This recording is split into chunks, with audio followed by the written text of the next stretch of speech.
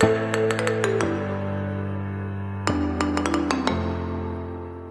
to another Discovering New Horizons in Health and Wellbeing podcast, featuring Dr. Jim Polikoff. Today's guest for this episode is Jude Chao, author of Skincare for Your Soul. She is also known as the Queen of Skincare. As always, each podcast episode is a search for the truth and how it applies to our daily lives in health and well-being. Now here to take you on this exciting New Horizons journey is our host, Dr. Jim Polikoff. Yes, thank you for joining me. In any case, I think I may have some good news. All of our podcasts in the past have been simply strictly audio, but now we're incorporating video. So you can either choose to listen to the podcast on audio, or you can watch it on Spotify or YouTube, or you can do both. In any case, hopefully you'll share the good news with me and share it with your friends. In this episode, we're going to be focusing on skincare. And as many of you know, it's a huge, huge industry. Skincare products are booming. Last year alone, over $511 million was spent on skincare products. Now, a lot of this, of course, is due to media hype and also, I believe, misleading claims. But we're going to cut through all of this today because my guest is Jude Chao, who New York Magazine calls the reigning queen of skincare. Jude also has her own company called Love Jude, and she's the author of a famous blog, 50 Shades of Snail. So without any further ado, I want to bring in our guest. Welcome, Jude. Hi, thank you for having me. I'm so excited for this. Well, good. Now, we're going to be talking a lot about the content of your book. Here it is right here, if we can see it. Skincare for Your Soul. And you wrote this book, and it's a magnificent job you did. I was very impressed by it, and actually I was able to pretty much go through it in one session, if you can believe that. Normally I don't read that much, but in this case I do. But in any case, we're going to talk about the content of your book. But first, let's talk about you. Your background is you're Taiwanese American, and you were raised in a small Midwestern town. And then at the age of 20, if I am correct, you were diagnosed with depression. But yes. How did that lead you into skincare? Tell us a little bit about that. It's a long, rambling story. So I'll break it if I need to. Okay. As you've seen from the book, I was adopted, and I had lost my mom when I was 13, and I lost my dad when I was 17. Basically, from my mom's death, I had suffered from depression, and I didn't realize it. I had so many clinical symptoms, but I just thought I was being lazy, or just something was wrong with me, but I wouldn't have thought it was an illness. By the time I was 20, I was living on my own, and I was starting to be more aware of just mental health issues in general. So I had gotten myself depressed, I had gotten myself diagnosed, I had gotten myself medicated, and this was a reality that I lived with for the next, I'm 42, so 22 years. In my 20s, you do admit your age. I'm the only one that doesn't do that anymore. I didn't really understand the holistic nature of a mental illness like depression. I thought, I'm medicated and that should be enough. Anything else in my life that goes wrong is just my failings. So I spent my 20s really kind of floating back and forth from different things, kind of struggling here and there to sort of survive in Southern California, trying different jobs, going back to school. Nothing really stuck. By the time I was in my early 30s, I had just gotten lucky in terms of starting my blog and finding skincare. And now I'm assuming this period, I don't mean to interrupt you, but from the age of 20 to 30, you're still suffering from depression. Am I correct? Absolutely. I mean, medication helps a little bit. I would say, I'm sure I would have been in much worse shape without some kind of treatment, but certainly looking back, it affected my whole life, relationship choices, job choices, my everyday behavior, the kind of problems that I had. A lot of that can be traced back to the fact that my depression was still very poorly managed. And my assumption being that if you have medicine, that's all you need to do for it. And just by luck, or maybe by like the universe intervention, I had kind of stumbled across skincare at a time when I could actually afford to experiment with it. And I had stumbled across skincare at a time when there were all these online communities growing up around it, which is something that we never had before. So 80s, 90s, when I was growing up, what did we have? It was like magazines, magazine editors telling you what to do and telling you what to buy. We didn't really have that peer-to-peer interaction, which was something that I resonated with so strongly when I joined those communities. I am a writer by background. At the time that all of this started blowing up, I was a tech writer. So I found it very easy to communicate with words and with text. And So I would guess you were a little bit skeptical about all the information about skincare that was coming out. absolutely. And I really enjoyed just researching and learning about ingredients and trying to figure out the difference between what's just well marketed and what's actually effective. So it was really when I was able to delve into skincare and kind of understand what works for me and what doesn't, and put together the kind of routine that I talk about in the book, that I found that my depression was suddenly much better managed than I was a totally different person. So my book talks about skincare. I understand that not everyone is going to find the same path through the same tool, but the overarching theme of it that I think that I felt would apply to anyone was that I was taking care of myself. For the first time in my life, I was able to have the privilege to buy things that I could use as So, tools. so the ability to take care of yourself began to relieve the depression and got you into a better frame of mind. Is that what you're telling us? Exactly. So what I have observed is that the practices that we have in our day-to-day life are ways of training our brain of how to perceive ourselves and our value.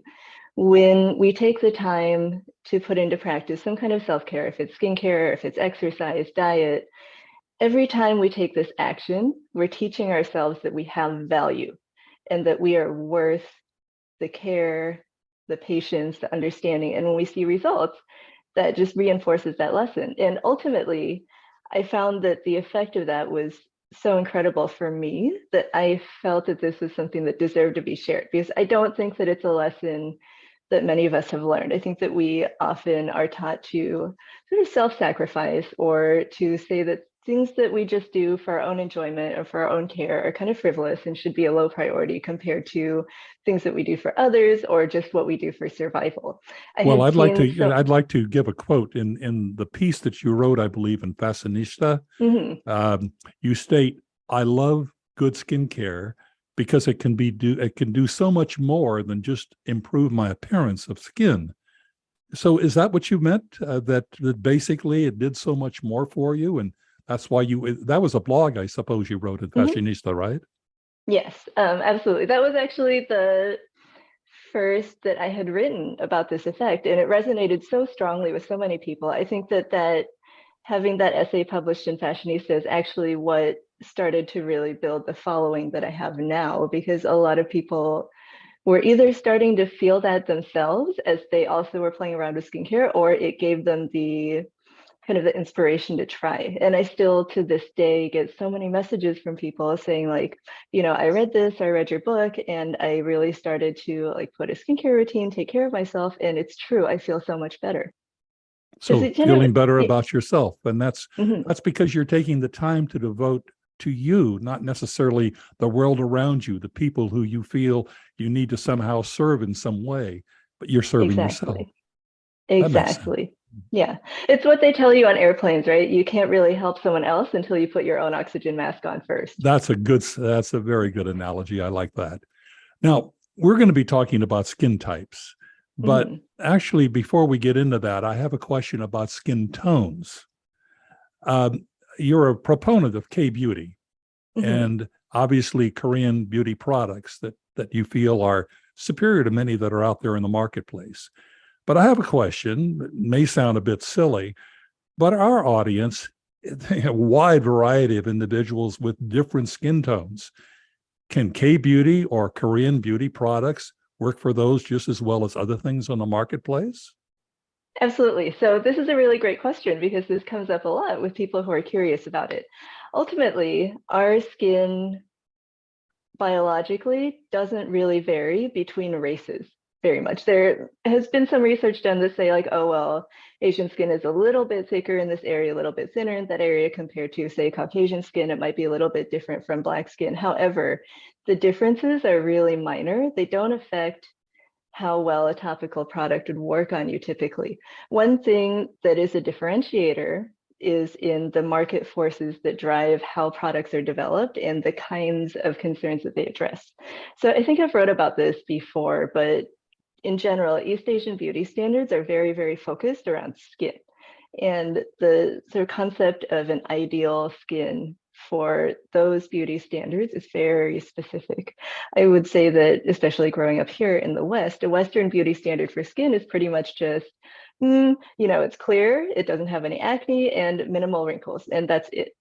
So with East Asian beauty standards, at least in the last, say, 15, 20 years, it's a certain texture, it's a certain color, it's a certain level of plumpness. There's no dark spots, it's extremely even. So with that like super granular level of detail, which can be problematic philosophically, but in terms of how it drives product development, tends to lead to really specialized products. And there's a really high demand for products that actually work. So that's really the main differentiator between why I have always gravitated towards Korean products. It's the choices, the much more intense competition for products that are actually going to be memorably effective versus just kind of the same Cetaphil, Neutrogena, things that you find at the drugstore that have been around for like 20 years. So could we say that there's more of a focus in Korean products with nutrients, the nutrient value, and therefore it has less to do with skin tone as well as the nutrients or the nutrients working for you?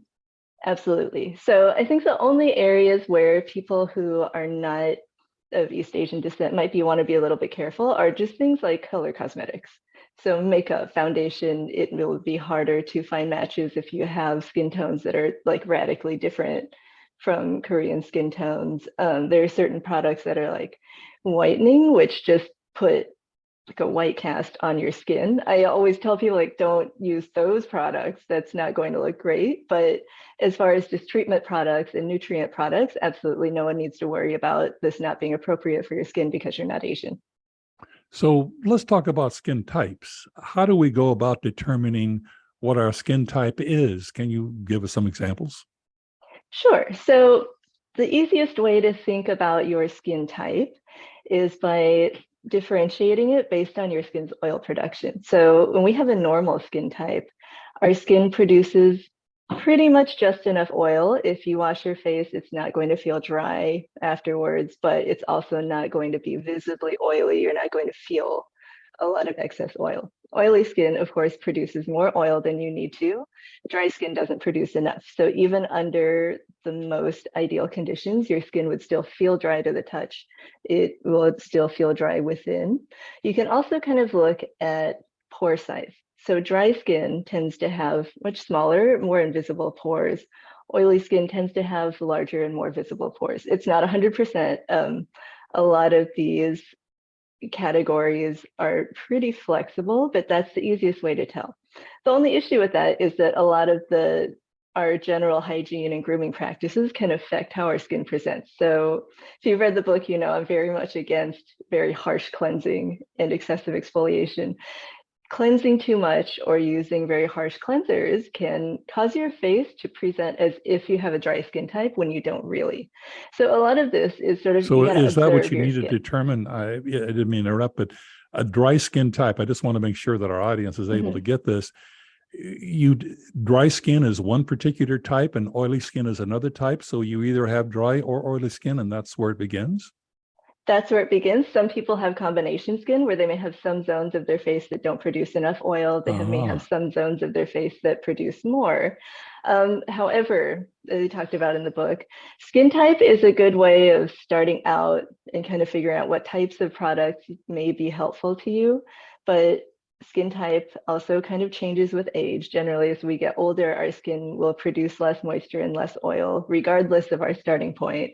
So it's really just a starting point to say, maybe I should try a more heavy cream if I have dry skin versus maybe I should try a gel if I have oily skin. But beyond that, there's enough of a range of products and textures that you don't really need to think too hard about what your skin type is.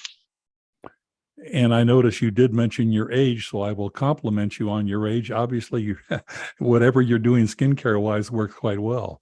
Thank you. Now, what about starting a skincare routine? Okay, so we know what our skin type is. We have a general idea. Now we want to start a routine, a regimen that we can stick with in the morning and the evening. What do we need to know before we actually start that skincare routine? So the first thing we want to know is that we should start with the basics. So that's simply finding a good cleanser that works well for your skin. It doesn't make your skin too dry, but it does get it clean enough. Finding a moisturizer and an SPF. All of these foundational steps are important because anything else that you might add on after that to target specific skin issues that you have will not work as well if your skin is either constantly irritated from using a cleanser that's too harsh, or skin that's constantly a little bit dirty because the cleanser doesn't work as well. And as I always tell people, there's no point using anything else if you don't use SPF, because the damage that UV radiation causes to skin is something. What do you mean by every day. SPS exactly? Sunscreen, sorry. All right. Some kind of sunscreen product, yeah. I've got you. All right. Well, that's what I sort of thought, but I just want to make sure our audience stays along with us here. Yeah. So sunscreen is important even when we get into winter and this time of the year, that we still need to apply sunscreen before we go out in public or even on an everyday basis. So UVA radiation is pretty consistent year round. So we might burn less.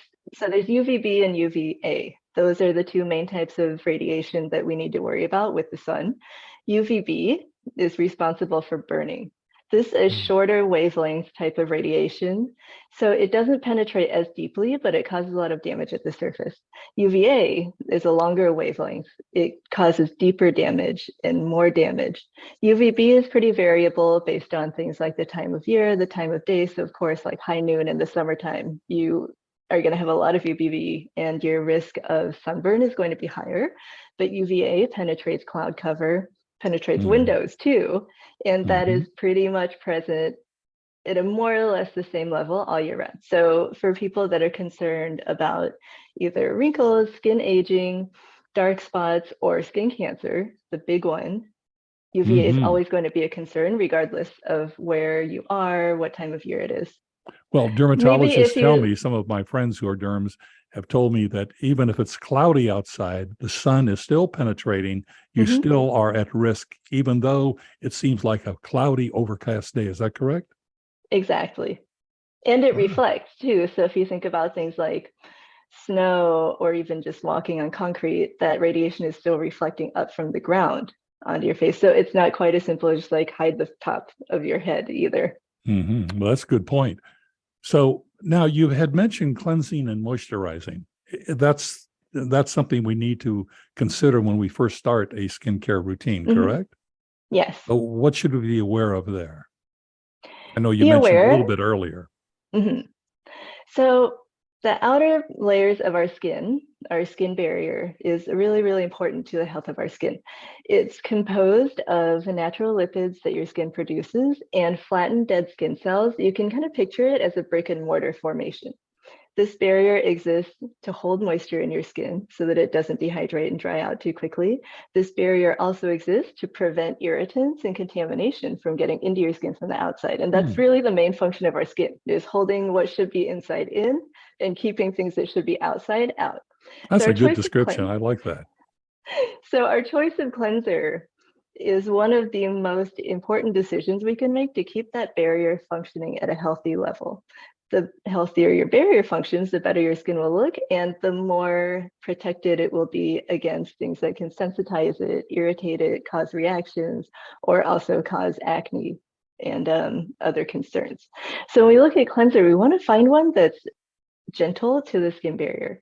I generally suggest to people, and there's good research to back this up, that the pH of your cleanser is a really important consideration. So a cleanser How about that's an too example? alkaline. Do you have a product or product examples you can give me? I should have brought some to my sofa, but I'll say, if you look in the drugstore and you find a pH balanced face wash, let's say CeraVe, makes them, and it's labeled as pH balanced. So that generally will mean that the pH is 7. It's about neutral. That's going to be gentler on your skin barrier, where the natural pH is around 4.5 to 6 or so, than a cleanser that's like a soap. So if you find an actual soap that's made with fat and lye, the pH of that is going to be like 10, 11, extremely alkaline, and that's really, really damaging to the barrier. So the first thing for someone, if you don't want to like get a pH reader or a pH strip, so you don't want to fuss with that level of just getting that deep into it, is to look for a cleanser that either says pH balanced or that's specifically marketed on the label. It will say low pH. 5.5 is really more ideal than 7, but 7 is a good place to start. A lot of people, myself included, have found that just switching from an overly harsh cleanser to a gentler one creates a very visible difference in your skin. Once you stop just drying it out every single time you wash, you'd be amazed at how much better it looks. So I'm curious now, in your skincare line, Love Jude, do you have any specific moisturizers and cleansers in that line, or is that something aside? That's something aside. So my line is just sheet masks. It's just something that I wanted to be which fun, I want to get and that into in applies just a to moment, everyone. as a matter of fact. So, okay. So you're big into masks. Obviously, that is much of what you do as far as your company is concerned. And that's what Love Jude is all about, correct? Yes. And so in any case, you're into masks, and I believe the label on the mask, or it's called Holy Snails. Am I correct about that? These are two different companies, and there's always been a lot of confusion. So Holy Snails is a indie skincare company that's actually started by a very, very good friend of mine, Shell. She started the brand because she is a chemist by trade and by training, and she had been making products for herself just based on the ingredients she wanted to play with. I one night was complaining to her, I would like a serum that has this and this and this. And she kind of said, I'll make it for you and see if you like it. So I had blogged about that because I did love what she made. People got really excited and started begging her to make that for sale. And that's where Holy Snails comes from. And I do a little bit of work for Holy Snails in terms of just social media marketing, social media posts. But Love Jude Skincare is my line, and that is exclusively a line of sheet masks. All right. So tell us about that. Tell us about the Love Jude sheet masks. So sheet masks, I think, were my real introduction into how fun skincare could be. And they were also the first product that I tried, which gives instant results. So to explain for people that aren't familiar with them, a sheet mask is a specific type of face mask. It is usually a single-use piece of fabric or material that's cut out so that you lay it across your face. There's holes for your mouth, there's holes for your eyes and nose, and it's soaked with some kind of hydrating liquid essence. So what you do is put this on your face. The mask stops the liquid from evaporating, and it also helps it to penetrate skin better. It's essentially a way of giving your skin a much bigger dose of hydration and nutrients than you can get from regular products that you just put on with your hands. So you do this before you go to bed at night, or can you do it when you're sitting and watching television? You can do it anytime. Just put it on clean skin, put some moisturizer on afterwards. I do it in the morning sometimes, but usually it's at night. But these will instantly make your face so much more hydrated, so much plumper, so much more glowing, because they just allow your skin to take in so much more water to plump it up on the surface. So I always loved those, basically from the beginning.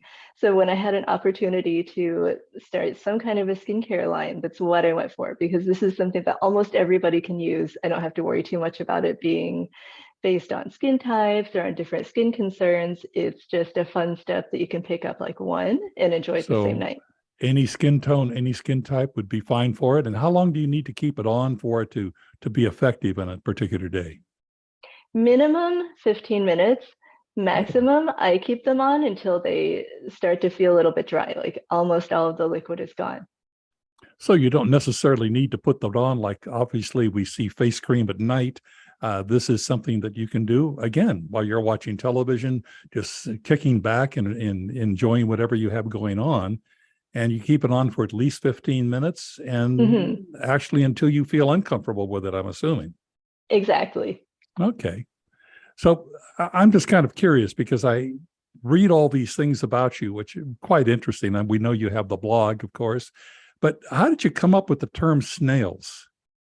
It's a popular ingredient in skincare products in Korea, and it was Actual the snails? snail mucin, so the slime Okay. that's produced by snails. When I was starting out, the trending ingredient in Korean beauty was snail mucin. You were starting to see it in creams and you were starting to see it in face serums. I followed these little mentions here and there that people were making to like this Korean snail cream. And they would keep saying it's so good for my skin. So I started following their links, and that's how I came across Korean beauty in the first place, was just from being so curious about why do these people keep talking about snail? What is that? I'm assuming Um, it has nothing to do with escargot, correct? no, no, no. And so I found that this ingredient and some particular products that use it are actually really beneficial for my skin specifically. So it's still one of my favorite skincare ingredients. And so that's kind of where the whole snail thing came from on my blog. And the name Fitty, somebody gave you the name Fitty. Where does that come from and what does it mean? That was Shell. So you've seen my blog is called 50 Shades of Snail, which was just kind of a reference to the 50 Shades books in expressing my like deep and unhealthy obsession with snail skincare. So when we were active on Twitter back at that time, Shell would sometimes tweet about me. And one day she just shortened 50 Shades of Snail to Fitty Snails, and it just kind of stuck. Ah, So all we've right. just gone with So that some since then. people do refer to you as Fitty and you don't get upset or embarrassed by it. All right, that's fine. No, not at all. Let's talk about products. Uh, what specific skincare products would you recommend that someone use? Obviously, it depends on skin tone to a degree, I suppose, but do you have any products that, I mean, cutting through the hype and everything we see in the media, anything you recommend that people should know about? So it's hard to say because everyone has different goals, but let's take it down to someone who's just starting out, who's never really done any kind of skincare before. Maybe you've been like washing your face with shampoo or something. So as a really basic starter routine that's inexpensive and that you don't have to order online, you can just go to Walmart and get it. I would say get CeraVe's cleansing bars. They have a hydrating one and they have one that's called Cleanser Bar. These are low pH, really nice and gentle facial cleanser. It's convenient because it's in a soap bar form. Get that to wash your face. The CeraVe moisturizer cream, there's one in a really big tub. It's got like a blue label. It's a white tub. And you mentioned CeraVe is Walmart, so I'm assuming it's not too expensive. exactly. So you can get that for your moisturizer, and you can get the SPF is a little bit harder to recommend because there's so many different ones, but just as a starter, you can grab something from CeraVe too. I'm not sponsored by CeraVe. It's just that I like their products and they are very basic and affordable and you can find them anywhere. So I'm bringing them up Yeah, because well, that's less that's what I told our intimidating. audience. I mean, you're very honest and ethical, and I think that's why we're so appreciative of you being on today. Is simply because you're giving us the straight facts. I mean, you're not trying to push or necessarily promote products, but you are high on Korean beauty products. So, Yes. should people be looking for specific products in the Korean line? So if people are ready to try out Korean products, I would say the brand COSRX, COSRX. They are actually Mhm. also available now in stores like, I don't remember if they're Walmart, but I know you can find them at Ulta and you can find them online, US based, Amazon, whatever. Probably find Similarly on to Amazon, I would imagine, right? exactly. They have their own store Okay. there. Similarly, it's very accessible to a lot of different skin types. It's pretty inexpensive.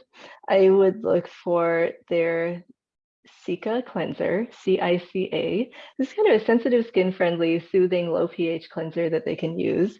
And they have the snail essence, which I would love it if more people tried. And they have a lot of moisturizing creams, but the snail cream that they have is also really excellent. So what you choose is also going to depend on your comfort levels and what sounds interesting to you. But in general, as a brand, COSRX would be a really good beginner friendly one. All right. Any other types of products, like when you're getting into makeup and things, are there makeup products out there that can work against you as opposed to benefiting you? This is a great question. There ever since I was a kid, there's been something that's often told to young girls and women, which is don't wear makeup because it'll ruin your skin. We hear this over and over. It's aging, blah, blah, blah. Actually, not true. So makeup products generally are not actively beneficial to skin. However, people don't need to worry about them being damaging to skin as long as they're not using makeup products that are that they specifically their skin is sensitive to or that clogs their skin. So as with skincare, the most important thing is just to pay attention to your skin. If you notice that you're using this kind of product and you're getting problems where you use it, that product is not good for you. But makeup is fine. There's nothing really to worry about as far as like, oh, I should never use foundation because it's bad for your skin. It's not. It's just another thing that you add to your skin. I would say that the one mistake a lot of people make is thinking that the SPF, the sunscreen in a makeup product is going to be enough and skipping sunscreen because of that. It's not. It's never going to be enough. The amount of a foundation or face powder with any kind of SPF in it that you would need to use to get any appreciable sun protection is going to be way too much. So that's really the one skincare related caution that I would have about makeup. Good suggestion. Now, I'm assuming at night you want to exfoliate. I guess that would be a step. I mean, before you put on your mask, which the sheet mask that we're talking about from Love Jude, do you need to do anything special to your face? I mean, wash yourself thoroughly, etc., or just put it on? Just have clean skin. So I don't recommend that people exfoliate too much because that's also quite damaging to the skin barrier. But just take your makeup off if you're wearing any, cleanse your face, and then you can put the mask on at any point after that. All right. Now, I have a question about labels. Obviously you see these labels or you hear these advertisements. One even better, I hear them on TV. No chemicals are added, without alcohol. I mean, don't most products have chemicals and alcohol in them, or am I off the wrong track here? So technically, everything is chemicals. Everything that we're made, I'm chemicals, you're chemicals, apples are chemicals. And, this kind of marketing is really effective and speaks to a fear that a lot of people have that the world that we live in is inherently toxic now, right? Like what brands usually mean and what they're trying to invoke by that no chemicals marketing is no synthetics, because there is definitely a perception that anything that comes from nature must inherently be safer, gentler, more effective than something synthetic, something man-made. And there's a lot of fear-mongering around more or less anything that's synthetic. Is there truth in that? No, it's actually one of my pet peeves. So there are plenty of quite dangerous, irritating, toxic substances that are perfectly natural. I'd say poison ivy, poison oak, just as some examples. Meanwhile, there are a lot of benefits to synthetic ingredients. So when we have, let's say, something that's laboratory made, let's say even a derivative of something natural, like niacinamide is just vitamin B. When it's synthesized or when it's extracted in a lab, every molecule is the same. It's very consistent. You get exactly what you get. This makes it very easy to control the strength, the potency, and the effects of a product. There's nothing inherently dangerous about something being synthetic. It's just a way of producing something. There's related fear-mongering around preservatives like parabens, for example, and there's some concerns around different sunscreen ingredients. A lot of it boils down to my conspiracy theory side. There is a lobby for natural ingredients and for sort of natural products in the first place that's quite influential, that's really good at sort of working their way into influencers that are like health, beauty, parenting, and that you're can talking spread about that lobbying things like certain content of magazine articles, for example, that someone might read that influences them in one particular direction. Exactly. And it's very compelling. And it's a really easy way to get a click to say, this common ingredient in this common product is actually going to kill you. So a lot of that is based on like misinterpreted studies or just outright like discredited studies. So there's to fear something because it's a chemical or because the name of the ingredient list is something that we can't pronounce is really limiting to people, and it's really kind of pointless. Same with alcohol. Alcohol is a little bit more So alcohol is more because the kind of alcohol that is generally worried about is isopropyl alcohol. It's drying alcohol, denatured alcohol. This is used as a solvent. So when you put alcohol in a product, generally it dries faster. So you can put something on and then it'll feel like it's absorbed really quickly. It's a penetration enhancer. For some people, it is something they should avoid. For drier skin types or more sensitive skin types, it can make their skin feel more dry. It can burn a little bit. But in general, to the population, alcohol is, again, not something that needs to be worried about. And it's something that can be quite beneficial in terms of like the performance of a product, the way that it feels. So it boils down to gimmick advertising. I mean, how can a consumer feel comfortable about reading a label? What is it that they should look for in a product to cut through this hype and all this misleading information?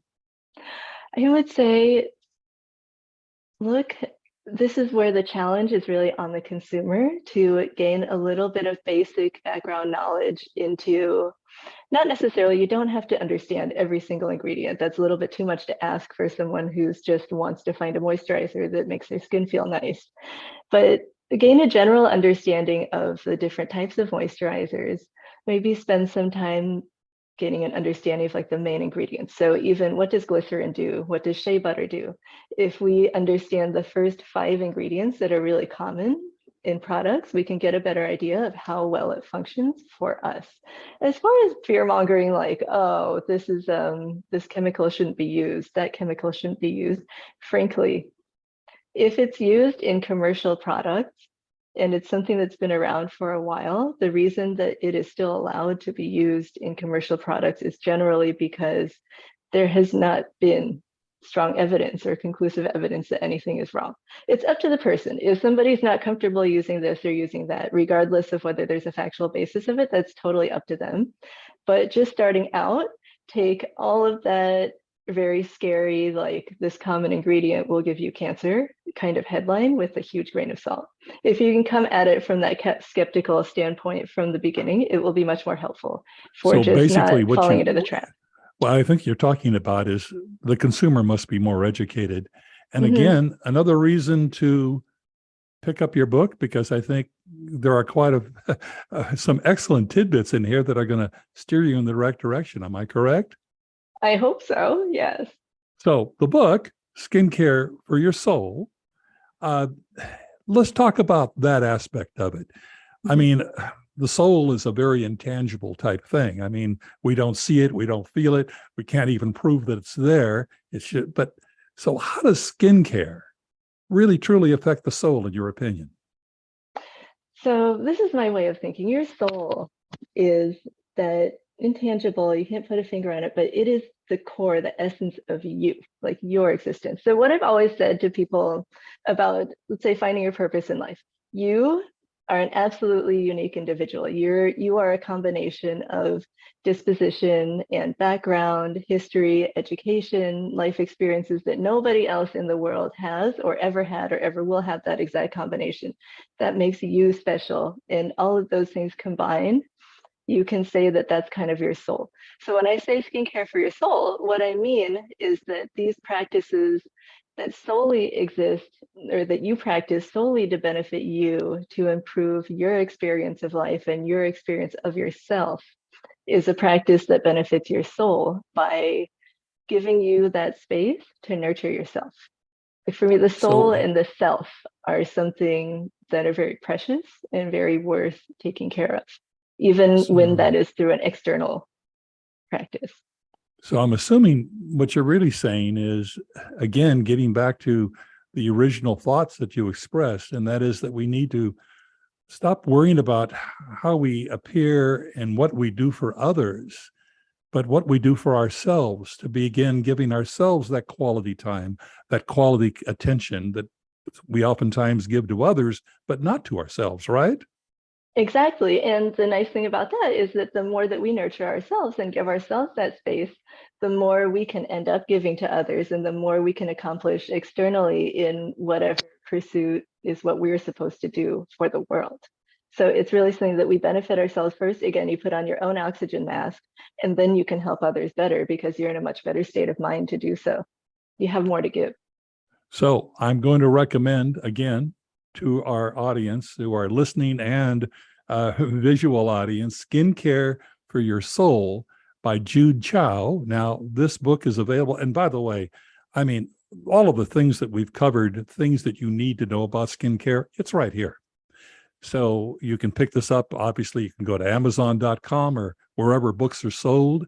Obviously, on our website, Jude, we're going to be listing not only things about your book and about your blog, but you'll probably also provide us some links that we can add to our website that people can go to that will help them in terms of skincare overall. Am I correct? Absolutely. All right.